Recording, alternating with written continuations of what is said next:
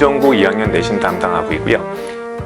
운전고 2학년 2학기 내신은요, 언어와 매체라는 교과를 바탕으로 해서 문법을 위주로 평가를 하거든요. 그래서 이번 시험 범위는요, 의문에서 시작해서 단어, 이때 단어에는 품사와 형태소, 그리고 단어 형성까지 포함했고요. 문장까지 갔는데 문장은 문법 요소 제외하고 문장 성분과 문장의 구조까지였어요.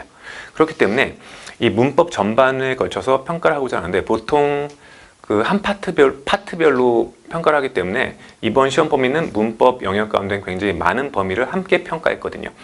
그런데 문제는 뭐냐면 이 범위가 많다 하더라도 문제가 쉬워지지 않고 오히려 더 어려워지는데 어떤 특징이 있냐면 우리 학생들이 문법을 시험으로 내신 시험으로 공부하기 위해서 가장 부담스러워하는 건 뭔가 외울 게 많다라고 생각한단 말이에요. 그런데 실제 수능도 그러하고 이 내신도 그러하고 외워서 푸는 문제는 나오지 않거든요. 예를 들어서 이번 시험, 운전고 시험에서 가장 극명하게 이게 나타나는 것이 모든 문제에 다 문법 지식에 대한 설명을 줘요.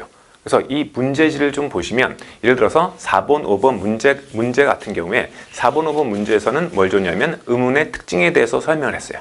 그리고 6번 문제 같은 경우는 의문의 변동의 양상에 대한 설명을 줬죠. 그리고 9번 문제 같은 경우에는 단어의 의미에 대한 설명을 함께 자료로 제시했어요. 그리고 11번 문제 같은 경우에 형태소의 개념과 분류 방식에 대한 자료를 이미 제시했죠. 12번 문제 같은 경우는 굉장히 긴 지문인데 심지어 외래어 로마자 표기에서 로마자 표기의 그 표기법을 표로 함께 제시했어요. 전혀 외울 필요가 없는 것이거든요. 그리고 13번, 15번 문제 자료 같은 경우에는 단어의 형성 방법에 대한 설명문을 아예 주죠. 그리고 16번 같은 경우에는 조사의 분류를 이미 설명으로 줬어요. 그리고 17번 같은 경우에도 용언의 구성 요소를 함께 설명으로 제시한 거고요. 그리고 18번 같은 경우에도 의탈락 규칙, 그리고 의탈르 불규칙처럼 용언의 활용 양상에 대한 안내도 이미 그대로 제시해요. 학생들이 이걸 외울 필요는 없는 거거든요. 심지어 23번 문제 같은 경우는 보면 문장 성분 가운데 부사어의 특징에 대한 자세한 설명을 함께 제시하고요. 그리고 25번 같은 경우에 문장 성분의 종류와 서술의 자릿수에 대한 개념도 모두 다 제시했죠. 그러면 이 문제들을 쭉 훑어보시면 뭐가 특징이냐면 가장 기본적인 문법 지식은 평가 대상이 아니에요. 그러면 문제는 뭐냐면 그 문법 지식을 바탕으로 해서 이제 적용할 것을 묻는 문제들이 나오는 거거든요. 이 운전고 시험 어딜 봐도 단답형 구성의 문제는 없죠. 모두 다 이 문제 전체가 모두 다 이제 26문항이 나왔는데 모두 다 어떤 식이냐면 자료 제시와 함께 해석형이에요. 그래서 이 문제가 어려워질 수밖에 없는 게 자료도 많고요. 그리고 그 자료를 평가하기 위해서 해석해야 될 요소도 굉장히 많은 것이 특징이에요. 그리고 심지어는 이 문제 유형을 보시면 예를 들어서 1번 문제 같은 경우에 보시면 한글 맞춤법 조항과 표준 발음법 조항을 제시했어요. 한글 맞춤법 조항 같은 경우에 이 소리의 양상과 표기의 방식, 그리고 34항 같은 경우에는 줄어든 말을 어떻게 적을지, 나의 표준 발음법 같은 경우에 단모음의 발음과 이중모음의 발음, 이걸 함께 제시했거든요. 이건 물론 학교 부교재에 나와 있는 조항들을 엮어서 같이 구성한 것이 맞아요. 맞는데 또 하나 특징적인 것이 뭐냐면 문제 유형을 잠깐 살펴보시면 문제에서 객관식 8번 문항의 보기 자료를 좀 보시면 이 보기 자료가 올해 EBS 수능 특강에 나와 있는 자료거든요. 우리 학생들이 직전 수업을 하면서 이 지문은 심지어 함께 읽고 들어가고 이 지문에 나와 있는 1, 2, 3번에 나와 있는 발음의 양상, 의탈락이라든지 동탈락이라든지 반모음 교체라든지 반모음 첨가라든지 이 현상은요 심지어 시험 보기 하루 전날 보고 들어간 지문이에요. 무슨 말씀이냐면 EBS에서 나온 또는 수능에서 나온 문제 유형을 그대로 가져다가 내신 시험 문제로 구성한다는 말씀이죠. 그렇기 때문에 문제가 일단 평가전 문제의 질은 굉장히 좋고요. 그만큼 문제가 까다로워서 어렵기도 했어요. 그러니까 학생들이 이 지문 정보는 내가 이미 알고 있는 국어 지식을 바탕으로 풀긴 하되 선택지도 길 뿐더러 구체적인 사례에 이것을 하나하나 적용해야 되는 문제가 있거든요. 그래서 예를 들어서 학생들이 1학년 시험 때도 마찬가지였고 2학년 지금 이 시험도 마찬가지고 시간이 촉박할 수밖에 없는 게 학생들이 이 문법 지식을 실제 문제에 적용해서 풀어내기 위해서 많은 시간이 필요한 것이 많은 정보를 담고 있는 자료가 함께 나오기 때문이거든요. 예를 들어서 우리 시험지에서 몇 번 문제를 보시면 되냐면 23번 문제를 보시면 돼요. 23번 문제 같은 경우에는 부사어의 특성에 대한 설명을 제시하고 보기 2번 자료에서 소설의 한 문단을 줬거든요. 그런데 이 소설의 한 문단에서 밑줄을 쳐주긴 했지만 이 소설의 문단 속에서 부사어가 어떻게 실현되고 있는지 학생들에게 찾고 나서 그게 제대로 실현됐고 그에 대한 설명이 선택지가 올바른지를 확인하라고 요구했는데 이 선택지 구성을 보시면 비교하죠.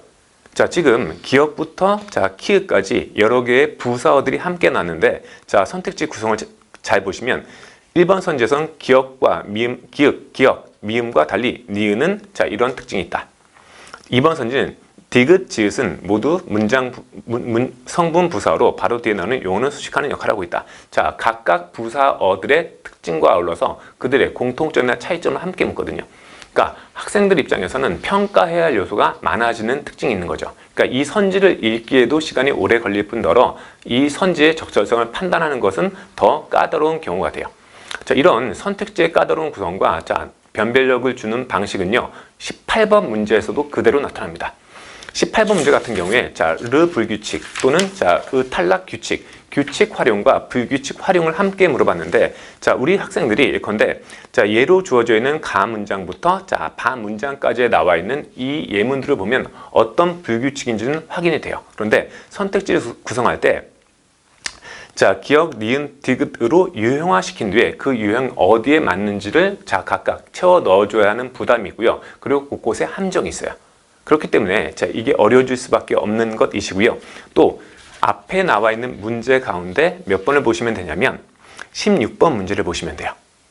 조사에 대한 설명은 우리 아이들이 알고 있는 것이거든요. 그런데 보기 이 자료에 보면 무려 여러 개의 문장을 함께 제시했죠. 이 함께 제시된 문장 가운데 일단 밑줄이 없어요. 그러니까 아이들이 조사의 양상을 그 문장에서 다 찾아야 돼요.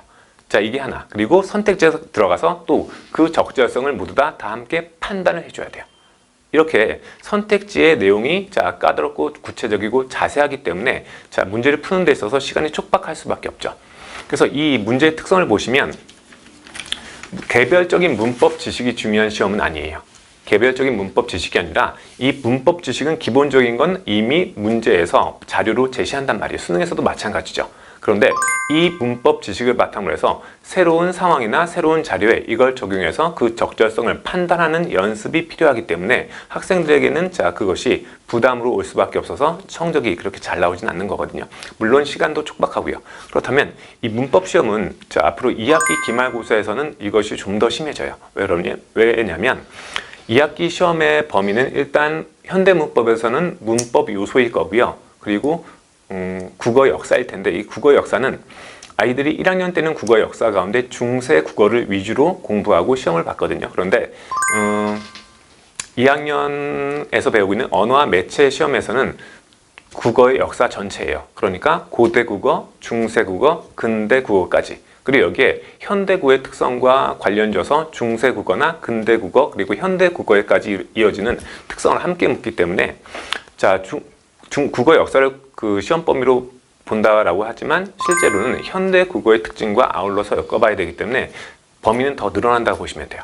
그리고 현대 국어와 달리 중세 국어, 특히 근대 국어, 중세 국어 올 때는 학생들이 더 어렵게 느껴지기 때문에 이게 어려워질 수밖에 없는데 문제는 이런 유형의 시험은 똑같을 거란 말이에요. 그래서 2학기 기말고사에서 특히나 중요한 것은 중세 국어, 특히 고대 국어는 출제 요소가 정해져 있기 때문에 어렵진 않거든요. 중세 국어와 근대 국어를 현대 국어와 비교해서 어떤 점에서 그 연계성이 있고 어떤 점에서는 차이점이 있고 또는 공통점이 있는지를 중심으로 학습하되 문제는 뭐냐면 가장 핵심적인 건 이거예요. 지금 이 중간고사 시험에서도 봤듯이 가장 기본적인 개념을 제시하고 그 구체적인 사례를 적용할 것을 물어봤듯이 마찬가지입니다. 학교에서 제시하는 중세 국어 자료, 근대 국어 자료만으로 문제가 나오진 않아요. 그러니까 수능에서 다루고 있는 대부분의 중세, 근대 국어 자료의 사례들을 모두 다 보고 들어가야 안심이 될 정도로 다른 지문이 많이 나올 수밖에 없기 때문에 실제 국어, 중세 국어, 근대 국어에 대한 지식을 바탕으로 해서 새로운 자료들을 적절하게 해석하는 연습이 반드시 필요할 것으로 보입니다. 네, 여기까지 하겠습니다. 감사합니다.